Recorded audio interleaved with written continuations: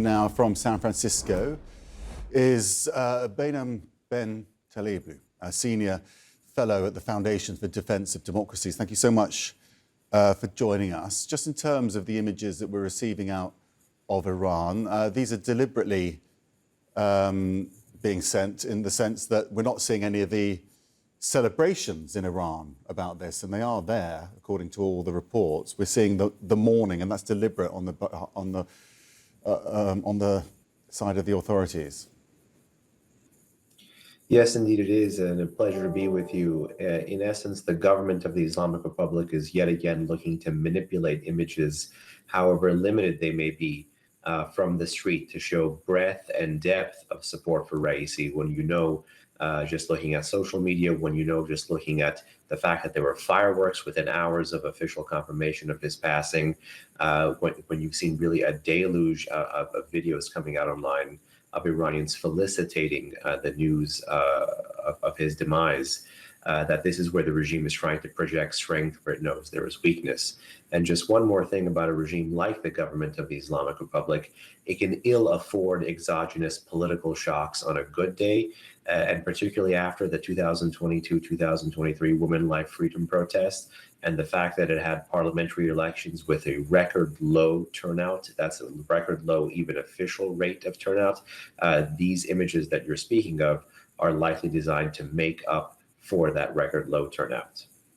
It's all about managing things, isn't it, at this point? Because they've got to manage these images coming out, project this stability of the regime. They've also got to find new people to replace the foreign minister, the president, who reinforce the regime and won't disrupt what's currently there.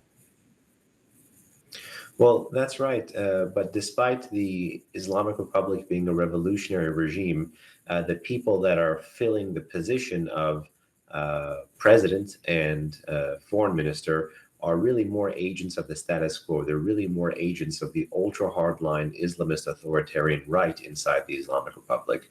Mohammad Mokhber and Bagheri Khani, these are individuals whose resumes read like the consummate insiders of the Islamic Republic, whether they're ties to the family of prominent Iranian clerics on the side of Bagheri Khani, or whether they're ties to the supreme leader's business empire and the IRGC, such as Mokhber. In essence, these are individuals who are not here to change things or mix things up. They're more designed to keep things as they are, caretakers, managers, but managers designed to keep Iran on the same path, which is repression at home and aggression abroad. The late president was seen as a frontrunner, wasn't he, to replace the supreme leader, which is where the power really lies. Supreme leaders getting older all the time. They have to think about the succession plan. So will the president that is appointed next likely be the supreme leader? Because that really does increase the importance of this moment. I'm glad you mentioned this debate, because sometimes those in the audience might think that the president in Iran has the same powers of the president of France or the president of the United States of America, where that's simply not the case. Power really does indeed lie with the supreme leader of Iran, and that's a title meant to be taken quite literally inside a governing structure like the Islamic Republic. Iran's current supreme leader is Sayyid Ali Khamenei, and this individual has been the Middle East's longest serving autocrat, and he's an octogenarian. In fact, last month he turned 85 years old. It was long rumored and in fact assessed by lots of outside experts that President Raisi was pushed into the position of president in 2021 so that could become a stepping stone for him to become supreme leader. But historically, the position of president is not at all a stepping stone into bigger or greater things. Many of Iran's presidents have been censored or moved into political obscurity. But I can tell you one thing right now, that if you did believe that Raisi was on the short list to become Iran's next supreme leader, that short list just got a lot shorter. Okay, I really appreciate your time. Thank you so much for joining us with your insight, and we'll be following that period of mourning in the next few days.